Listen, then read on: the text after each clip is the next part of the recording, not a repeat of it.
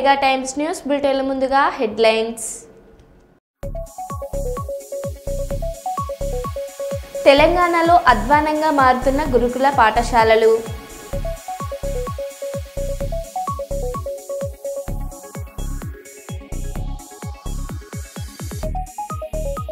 కేసీఆర్ పై TPCC chief సంచలన వ్యాఖ్యలు.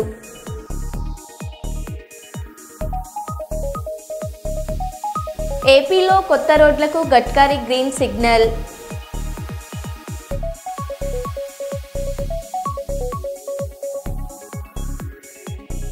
నగరంలో మెరుపు తనిఖీలు, నేరాలపై పోలీసుల కట్టుదిట్టు పహారా.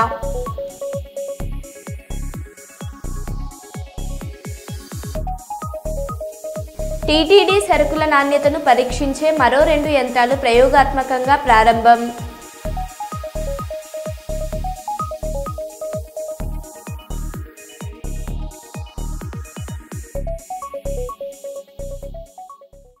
ఇక వివరాల్లోకి వెళ్తే, కేంద్ర మంత్రి నితిన్ గడ్కరీ తిరుమల శ్రీ వెంకటేశ్వర స్వామివారిని దర్శించుకున్నారు. శనివారం వీఐపీ బ్రేక్ దర్శన సమయంలో గడ్కరీ దంపతులు స్వామివారిని దర్శించుకున్నారు. ఈ సందర్భంగా ఆయన మాట్లాడారు.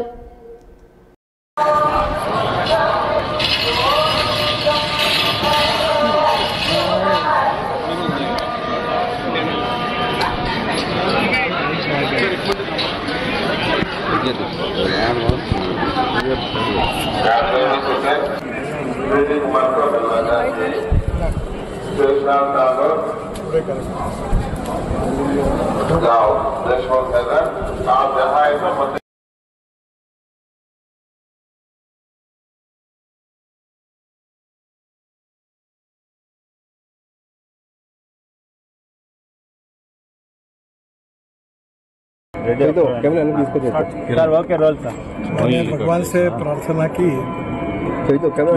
विश्व का कल्याण हो और हमारे भारत की जनता का भी आने वाले समय में कल्याण हो, और विशेष रूप से जो गरीब है, गांव गरीब मजदूर किसान, उनके जीवन में खुशहाली प्राप्त हो, यही भगवान के चरणों में प्रार्थना की और यही आशीर्वाद। కోనసీమ జిల్లా ముమ్మిడివరం నియోజకవర్గం విష్ణాలయం సెంటర్లో బస్సు ఎక్కేందుకు ప్రయాణికులు ఇబ్బందులు. విద్యార్థులు మరియు ప్రయాణికులు ఎండకు ఎండుతూ వానల్లో తడుస్తూ తీవ్ర ఇబ్బందులు ఎదుర్కొంటున్నారు. రోడ్ల పక్కనే నిరీక్షించాల్సి వస్తుంది. ముఖ్యంగా వృద్ధులు, గర్భిణులు, విద్యార్థుల అవస్థలు వర్ణనాతీతం.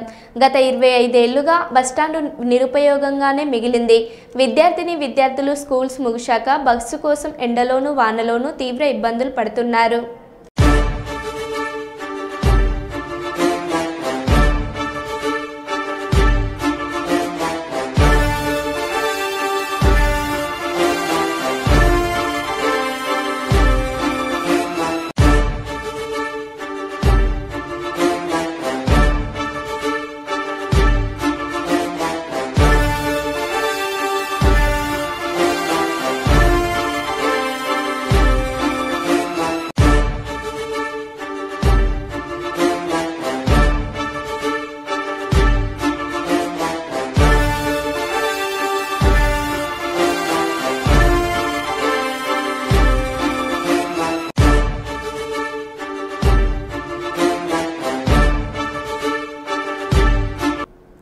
హైదరాబాద్లోని గాంధీ భవన్లో నిర్వహించిన ప్రజావాణి కార్యక్రమంలో పాలకుర్తి నియోజకవర్గ ఎమ్మెల్యే మామిడాల యశస్విన్ రెడ్డి పాల్గొన్నారు.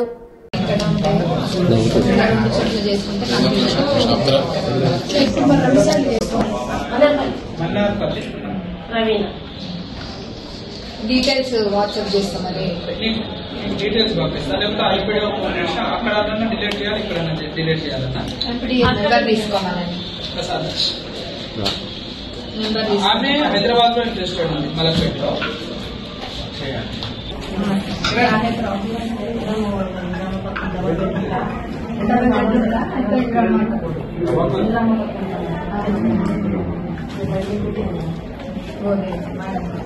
के भी है,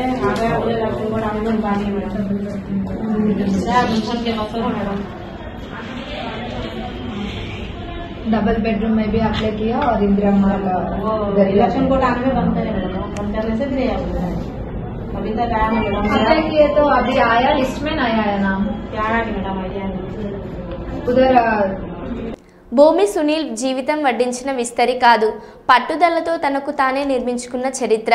మైబాద్ జిల్లా కురవి మండలం అయ్యగారిపల్లి గ్రామంలో భూమిని నమ్ముకొని బ్రతికిన సాధారణ రైతు మేక సంజీవారెడ్డి గారి బిడ్డ దేశమంతా గుర్తించిన భూమి సునీల్గా ఎదగడం సామాన్యుడు సాధించిన ఘన చరిత్ర. సంజీవారెడ్డి గారికి జన్మించిన సునీల్ రెడ్డి గారు జీవితం ఇప్పుడు కనిపించినట్లుగా అందమైన జీవితం కాదు, లేకుంటే ఇప్పుడు అనుభవిస్తున్న గుర్తింపు పేరు ప్రఖ్యాతులు వడ్డించిన విస్తారంలో వారి జీవితంలోకి రాలేదు. ప్రతి క్షణం ప్రతి నిమిషాన్ని ఒక క్యాలిక్యులేటెడ్గా, అంటే ఒక సామాన్యుడు సైతం ఒక లక్ష్యాన్ని నిర్ణయించుకుంటే, ఒక సామాన్యుడు సైతం ఒక గోల్ పెట్టుకుంటే, ఒక సామాన్యుడు సైతం సాధించగలడు అని నిరూపించిన అతి కొద్ది మంది వ్యక్తుల్లో మనం నేటి యువత స్ఫూర్తిగా తీసుకోవాల్సిన వ్యక్తుల్లో మనం జిల్లా నుంచి మొదటి వరుసలో ఉండే వ్యక్తి సునీల్ రెడ్డి గారు అని చెప్పడానికి మాత్రం అయ్యగారిపల్లి గ్రామం అనే ఒక రైతు కుటుంబంలో, ఒక భూమిని నమ్ముకొని బతికిన కుటుంబంలో జన్మించిన సునీల్ రెడ్డి ఈరోజు రాష్ట్రం మొత్తానికే భూమాత అనే పేరుతో ఒక దశ నిర్దేశం చేయగల రూపశిల్పిగా భూమి సునీల్గా మారడం వెనుక అనేక ఎత్తుపలాలు ఉన్నాయి, కష్ట సుఖాలు ఉన్నాయి, నిద్రలేని రాత్రులు ఉన్నాయి, అన్నం తినని రోజులు ఉన్నాయి. వారు చదువుకున్నప్పటి నుంచి కూడా నాకు తెలుసు, నాకంటే సరే వారు ఇప్పుడు చాలా ఉన్నత స్థాయిలో ఉన్నప్పటికీ వయసులో నాకంటే కొంత చిన్నవారే కాబట్టి నేను కురవిలో ఆయన చదువుకున్నప్పటి నుంచి నేను చూశాను. చదువు మాత్రమే లక్ష్యంగా పెట్టుకుని, అంటే పేదరికాన్ని జయించడానికి, సమాజంలో ఒక గుర్తింపు సాధించడానికి దగ్గర దాని చదువు మాత్రమే ఆయన నిర్ణయించుకొని చదువు ద్వారానే విజయాన్ని సాధించాలనే అంబేద్కర్ స్ఫూర్తితో సునీల్ రెడ్డి గారు ముందడుగు వేయడం వల్లే ఈరోజు ఇంతమంది పెద్దలు ఆయన రాక కోసం చూసే పరిస్థితి, ఆయన కోసం ఎదురు చూసే స్థితి ఉంది. ఇది వారి గొప్పతనాన్ని మనలో స్ఫూర్తిగా తీసుకోవాలి. కష్టపడితే ఏ పేదింటి బిడ్డ అయినా ఒక గొప్ప వ్యక్తి కాగలడని మనకు అంబేద్కర్ నిరూపించాడు, మన అబ్రహం లింకన్ నిరూపించాడు. అవన్నీ చరిత్ర అయితే మన కళ్ళ ముందు కనిపించే చరిత్ర లేక సునీల్ రెడ్డి గారు. కాబట్టి వారు మహబూబాద్ జిల్లాకు వచ్చిన సందర్భంగా వారి సోదరుడిగా మిత్రుడిగా వారిని కలుసుకోవాలని, ఇంకా చెప్పాలంటే వారి గురించి ఒక పెద్ద చరిత్ర, ఒక పుస్తకమే తయారు చేసేంత చరిత్ర ఉన్నప్పటికీ సమయం కాలాతీతమైంది. ఇప్పటికే వారు పొద్దున్న నుంచి పర్యటనతో ఉన్నారు కాబట్టి మళ్ళీ మనం కలుసుకుందాం, వారి గురించి ప్రత్యేకంగా మాట్లాడుకుందామని తెలియజేస్తూ నాకు అవకాశాన్ని ఇచ్చిన ఎమ్మెల్యే గారికి, అదేవిధంగా సోదరుడు మధుకరన్నకు ప్రత్యేకంగా ధన్యవాదాలు తెలియజేస్తూ, సునీల్ అన్నకు మరొకసారి అభినందనలు తెలియజేస్తూ మరింత గొప్ప స్థితికి చేరుకోవాలని, మన జిల్లా పేరును మరింత గొప్పగా దేశం గర్వించే విధంగా తీర్చిదిద్ది అనేక మంది పేద బిడ్డలకు స్ఫూర్తిని అందించే విధంగా భూమి సునీల్ కావాలని, ఈ భూమి ఉన్నంతకాలం ఆయన పేరు నిలబడాలని కోరుకుంటూ ముగిస్తున్నారు. డిజిటల్ మీడియాను అవమానించిన రేవంత్ రెడ్డి హఠావో, తెలంగాణ బచావో, రేవంత్ రెడ్డి తెలంగాణ పిల్లి, నల్లమల్ల పిల్లి. కేసీఆర్ మీద కోపంతో రేవంత్ రెడ్డికి ఓటేశారు, కానీ కామారెడ్డిలోనే చీచీ అని మొహం మీద ఊసి చిత్తుగా ఓడగొట్టారు. పొలిటికల్ సైన్స్ చదవనోడు పొలిటికల్ లీడర్ ఎలా అయ్యాడు? Revanth Reddy dummy candidate, zero candidate Revanth Reddy. నిజంగా పులి అయితే టీడీపీ పార్టీ నుండి సీఎం అవ్వు. టీడీపీ పార్టీ నుండి సీఎం కాదు, వార్డు మెంబర్ కూడా అవ్వలేడు అని టీడీపీ పార్టీ నుండి సీఎం కాదు, వార్డు మెంబర్ కూడా అవ్వలేడు అని Mahipal Yadav digital media reporter అన్నారు. ఇట్లాంటి నినాదంతో ఒక్క జర్నలిస్టుని చంపితే 100 డిజిటల్ మీడియా జర్నలిస్టులు పుడతారు. రేవంత్ రెడ్డి, నువ్వు తెలంగాణ పులిబిడ్డని రాపించుకున్నావు. నువ్వు తెలంగాణ పులిబిడ్డ కాదు, నల్లమల పులిబిడ్డ కాదు, తెలంగాణ పిల్లివని, నల్ల పిల్లివని ప్రకటిస్తున్నాం. నీతో అయ్యేదేంది పోయేదేంది? ఓ పాటలు రాపించుకుంటావు వాళ్ళతోని వీళ్ళతోని. సింగమోలే కదిలినవు, ఏడగదిలినావు సింగమోలో. డిజిటల్ మీడియా జర్నలిస్టులంతా సింగమోలో కదిలితే, నిరుద్యోగులంతా తల్లిదండ్రుల కాళ్ళు మొక్కితే, కేసీఆర్ మీద కోపంతో నీ కోటేశ్వరు కానీ నీ మోకాన్ని చూస్తే కామారెడ్డిలో ఇచ్చి వద్దు ఓడగొడతామని చెప్పి కామారెడ్డిలో చిత్తుగా ఓడిపోయినోడు ఇవాళ ముఖ్యమంత్రి అయి కూర్చున్నాడు. నువ్వు ఎమ్మెల్యేకే ఓడిపోయినోడివి, అసలు ముఖ్యమంత్రికి నీకు అర్హత ఉందా? జర్నలిస్ట్ చదవనోడు జర్నలిజం కాకపోతే పొలిటికల్ సైన్స్ చదవనోడు పొలిటికల్ లీడర్ ఎట్లా అవుతాడు?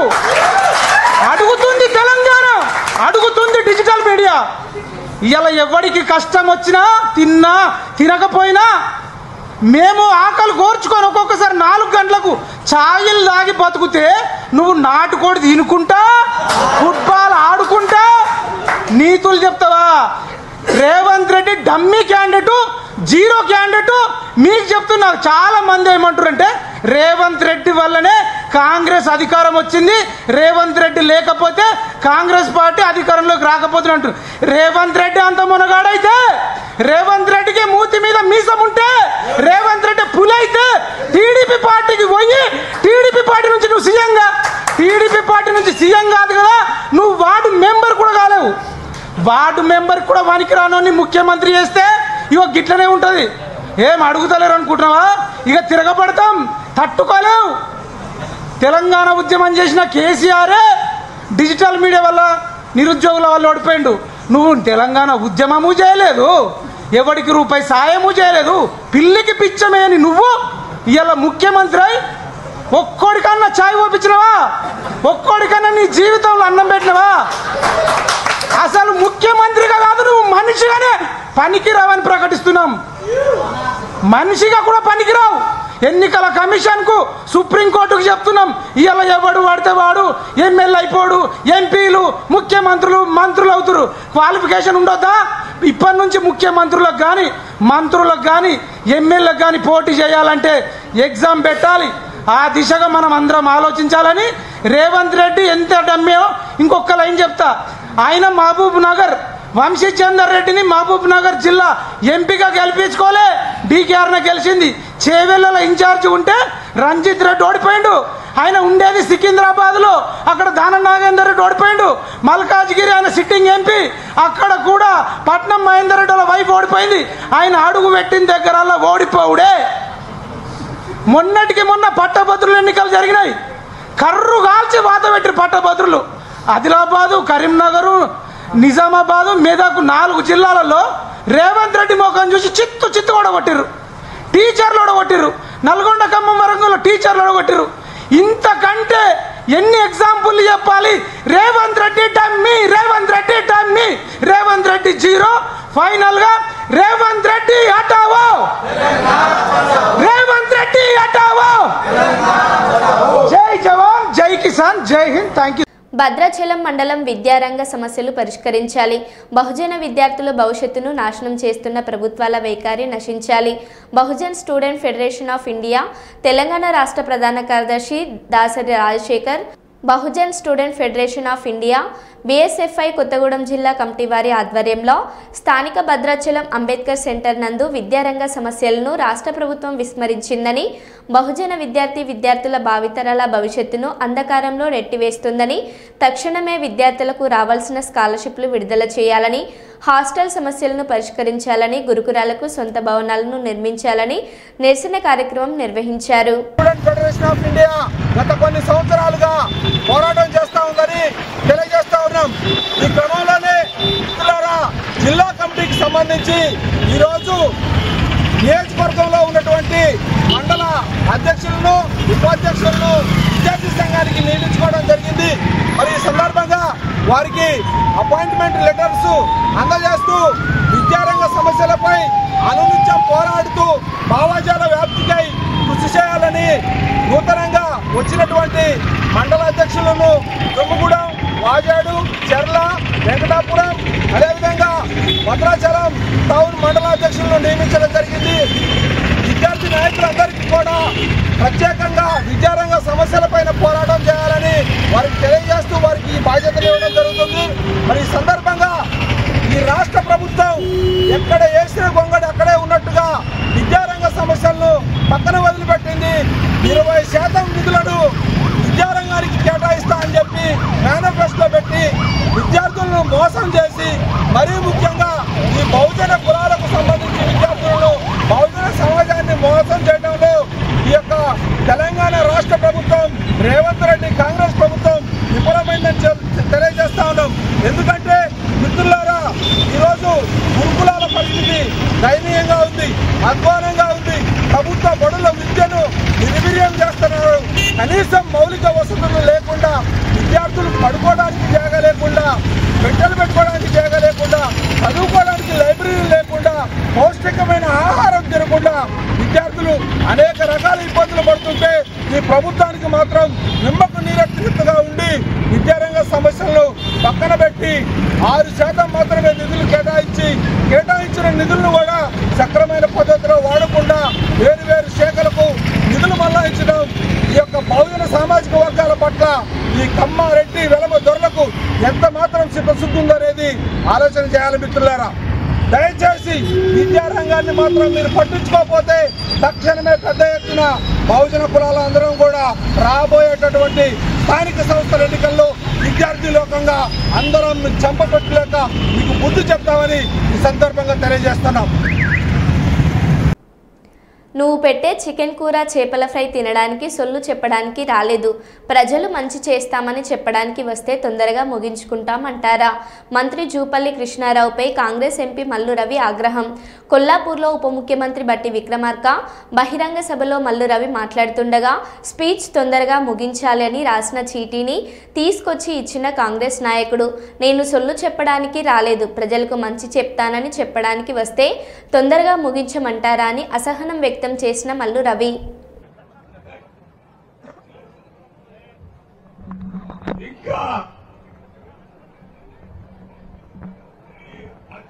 సంబంధించే కాకుండా కలవకుర్తి కూడా ఇచ్చారు, వనపర్తి కూడా ఇచ్చారు, అదే రకంగా మన గద్వాల్లో కూడా ఇచ్చారు. పార్లమెంట్ లో 4 జిల్లాలు వచ్చినాయి ఇప్పుడు. అందువల్ల అన్ని చోట్ల కూడా మాట్లాడాల్సిన అవసరం ఉంది. ఇవాళ ఇక్కడికి వచ్చింది కృష్ణారావు గారు పెట్టిన చేపల కూర చికెన్ కర్రీ తినిపోవటానికి కాదు. ఇక్కడికి వచ్చిన ప్రజలకి ఈ రాష్ట్రంలో ఏం జరుగుతుంది, ఢిల్లీలో ఏం జరుగుతుంది అన్ని విషయాలు ప్రజలకు ఒకసారి మాట్లాడుకోవాలనే ఇక్కడ రావటం జరిగింది. అంతేగాని నీ పేరేంటి?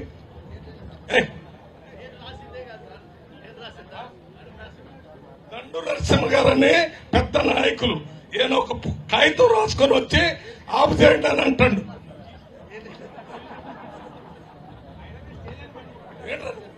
అవతల వాళ్ళపై కూర్చోపను ఎవడు పెట్టాడు ఇక్కడ? కృష్ణారావు గారు కొద్దిగా ఇటువంటి ప్యాచ్ నా దగ్గర పంపుకున్న చూడు. ఆడెవడాడు తప్పది తప్పున్నారా? నేను మాట్లాడేది మీ గురించి, ప్రజల గురించి. ఏదో ఒకటి రాసుకొని వచ్చి దాంట్లో మాట్లాడకూడదంటే ఇక్కడ ఎందుకు వస్తున్నాం మేము? ఇవాళ ఢిల్లీలో Rahul Gandhi Mallikarjuna Kharge chief minister programme ఉంది. ఆ ప్రోగ్రామ్ కి నేను కన్వీనర్, నన్ను అక్కడ ఉండమని చెప్తే లేదు, ఇక్కడ కొల్లాపూర్ లో జూపల్లి కృష్ణారావు ఉప ముఖ్యమంత్రి గారు వచ్చారు అది కొట్టొచ్చి ఇక్కడ చెప్పడానికి వచ్చాను. ఒక్క మాట కూడా సొల్లు మాట్లాడకుండా ప్రజలకు సంబంధించి చెప్తుంటే దండు నరసింహ గారు వచ్చి నాకు వచ్చి సలహా చెప్పే కార్యక్రమం చేస్తే మేము ఏం చేయడానికి ఇక్కడ తప్పు ఇది కాదు. దీని మీద మీరందరూ కూడా ఈ అభివృద్ధిలో భాగస్వామ్యం. తెలంగాణలో అధ్వానంగా మారుతున్న గురుకుల పాఠశాలలు.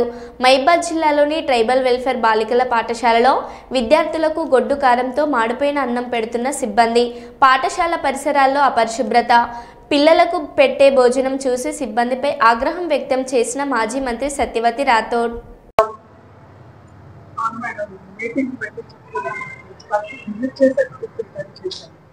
ఎవరు బాబు వండింది? వంట చేసింది నువ్వా? నీ పేరేంటి? ఎంతమంది వంట వాళ్ళు? ఏది మరి? ఎందుకు పోయిను? నలుగురికి టాబ్లెట్ అవసరం పడదా? వాళ్ళు నలుగురు టాబ్లెట్ ఏమవసరం పడుతుంది? ఎవరెవరు వాళ్ళు? వంట వాళ్ళు ఎందుకని వాళ్ళు?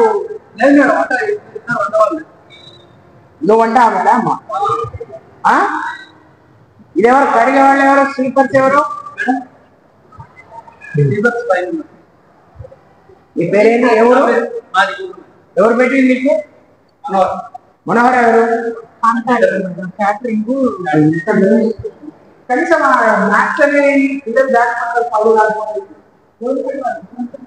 కడిగింది లేదంటే కడగరు. లేదు రోజు కడుగుతుంది. ఏం కడుగుతారా? ఏంటి మరి టీ కావాలి? వంటలు ఇవాళ ఏంటి వంటలు? ఆ క్యాబేజ్ ఎంత పాడైపోయే వరకు లోపలే పెట్టుకురా. అవి పెడితే పిల్లలు బతుకుతారా? నీ పిల్లలు ఉన్నారా? నువ్వు అదే పెడతావా? అదే నువ్వు ఇక్కడ తింటావా? ఇది ఇక్కడే తింటా. చూపుద్దా ఏంటి వంట ఇవాళ? పొంగల్. దీన్ని పొంగల్ అంటారా? ఎందుకు మార్చడం? ఇంత కప్పు వాసన వస్తుంది. గంజి బియ్యం. గంజి బియ్యం. ఇది గంజి బియ్యం ఎందుకు వస్తున్నాయి?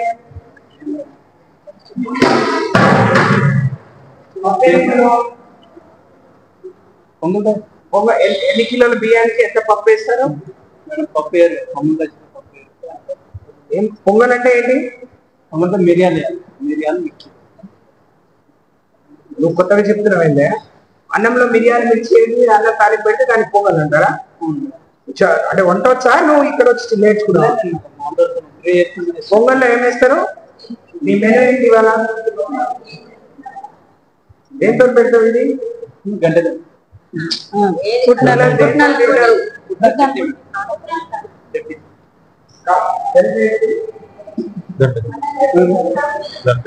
ఆవాలు జీలకర్ర కూడా వేద్దా?